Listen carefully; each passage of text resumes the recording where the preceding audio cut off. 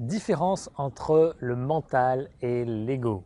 Salut, ici Dorian de Plateforme Bien-être. Bienvenue dans cette nouvelle vidéo. C'est une question que beaucoup se posent et parfois on utilise le terme mental-ego, seulement ego, mental supérieur, mental inférieur. Et en fait, on se perd et la majorité des gens ne savent pas de quoi on parle. Donc, je vous fais un point rapide pour expliquer ces quelques notions. C'est clair pour vous ensuite et vous pouvez avancer avec ça. Premièrement, il est bon de distinguer également la personnalité, donc le rôle, le personnage que l'on joue en cette existence. Et on peut revêtir tous les vêtements, tous les rôles que l'on veut, ça reste des expériences et ça n'est en aucun cas qui je suis dans mon essence, qui je suis en tant qu'âme venue s'incarner ici et qui vient jouer tous les rôles, qui a toutes les personnalités, tous les attributs qu'on veut, qui a toutes les pensées, toutes les émotions qu'il veut. Mais voilà, tout ça c'est de l'ordre de l'expérience, de l'ordre du personnage, de l'ordre de la personnalité, qui n'est pas qui vous êtes. En grandissant, on a donc l'ego qui se développe et l'ego est juste notre interface avec le monde extérieur. L'ego va être comme l'analyse que vous faites mentale de tout ce qu'il y a à l'extérieur de vous-même. Et donc l'ego va se porter sur l'extérieur et va fonder toute son existence sur l'extérieur, donc sur le regard des autres, sur ce qui est construit, sur ce que vous voyez, sur ce qui est tangible. Par exemple, vous avez tel montant d'argent sur votre compte en banque, vous avez tels actifs, vous avez telles études, tel diplôme, vous avez telle expérience professionnelle, vous avez telle relation. Et tout ça, ça vous permet d'apporter de la crédibilité à votre personnage, à votre personnalité. Et ça le renforce. C'est tout ce qui va venir mettre en doute un peu tout ça et vous empêcher d'être vraiment dans une stabilité ou dans une confiance de ça va bien se passer, etc., eh bien, va venir vous challenger, va venir challenger l'ego. Et c'est là que l'ego va venir nourrir le mental. En fait, l'ego donne à manger au mental à chaque instant et le mental, c'est votre interface intérieure. En fait, c'est votre monde intérieur avec toutes les pensées, les émotions que vous pouvez entretenir. Bon, les émotions, c'est un autre centre, mais voilà, les émotions viennent de la pensée et ces pensées vont être nourries directement de cette interface. Donc, l'idée, c'est de vous repositionner sur comment ça va nourrir votre mental. Et à partir de là, vous avez donc le mental inférieur qui se base sur toutes ces pensées qui sont issues de toute cette interface, de tout ce que vous vivez à l'extérieur. Donc ça, c'est le premier point.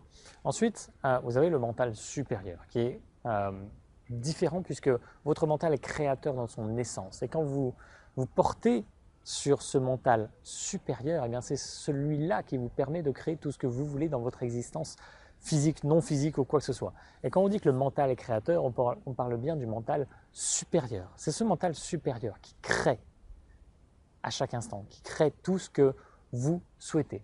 Sauf que ce sont des pensées de création pure qui sont inspirées de votre âme, qui sont inspirées de la source. Et donc à partir de là, vous pouvez vraiment manifester tout ce que vous désirez de façon hyper fluide.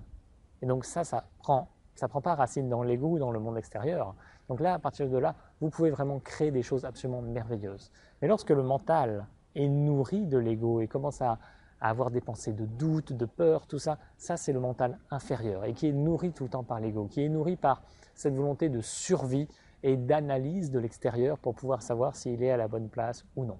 Le mental supérieur, lui, ne se pose pas ces questions-là, puisqu'il est relié à l'âme et toutes les pensées qui vont passer par lui sont des pensées créatrices, qui n'ont pas de peur. Elles n'ont pas de peur, elles sont juste voilà. Si par exemple j'ai le projet de construire je sais pas, un énorme centre d'activité avec plein de trucs, il me faut des millions d'euros pour construire ça, ben voilà, ça peut être une pensée créatrice pure qui n'a aucun doute, aucune peur, aucune barrière et qui va pouvoir se manifester si je reste vraiment dans mon essence et en alignement avec mon âme.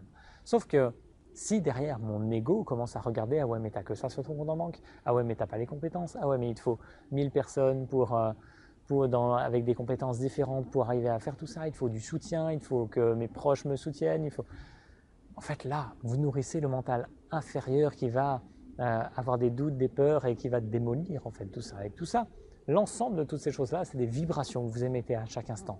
Et c'est soit vous vous mettez vraiment en lien avec votre mental supérieur qui est créateur, en lien avec votre âme et la source. Et donc là, rien ni personne ne pourra vous arrêter. Soit vous êtes en lien avec l'ego et vous construisez votre vie par rapport à ce qui est présent dans votre monde physique, qui est l'illusion, et dans votre monde extérieur. Et donc là, eh bien, effectivement, vous ne pouvez pas construire de grandes choses parce que vous serez toujours limité par les doutes et les peurs que vous pouvez avoir. Donc voilà, l'ego, c'est votre interface extérieure. Le mental, c'est l'interface intérieure, toutes les pensées à l'intérieur qui mijotent, et c'est soit elles sont de l'ordre du mental inférieur, donc nourries de l'ego et du monde physique, soit elles sont de l'ordre du mental supérieur et qui sont nourries de l'âme, de la source et de tout le monde du coup non physique, qui est juste potentialité infinie à chaque instant. Et vous pouvez être en lien avec ça pour manifester tout ce que vous désirez dans votre monde. Donc, mon intention pour vous, c'est que vous puissiez vous relier vraiment à ce mental supérieur à chaque instant en lien avec votre âme et la source de façon à pouvoir créer tout ce que vous désirez. Et à partir de là, vous pouvez créer tout ce que vous désirez. Le monde extérieur n'a plus aucune importance. Quoi, où vous soyez, quelle que soit votre situation, quelles que soient les personnes qui vous soutiennent, quel que soit votre niveau d'argent, vos revenus, vous pouvez tout créer. Sauf que l'ego est jamais bien loin. Et c'est en avançant aussi sur ce chemin de création que vous allez vous confronter à vos peurs et que vous allez pouvoir les intégrer et que naturellement votre ego va perdre prise et que vous allez pouvoir vivre dans une légèreté et une fluidité sans précédent et pouvoir expérimenter voilà, tout ce que vous désirez dans la fluidité et avec joie et enthousiasme dans votre vie. J'espère que tout ça, ça vous inspire et ça met un peu de clarté sur ces notions. Et je vous souhaite de vivre une merveilleuse journée et je vous dis à très très bientôt. Salut!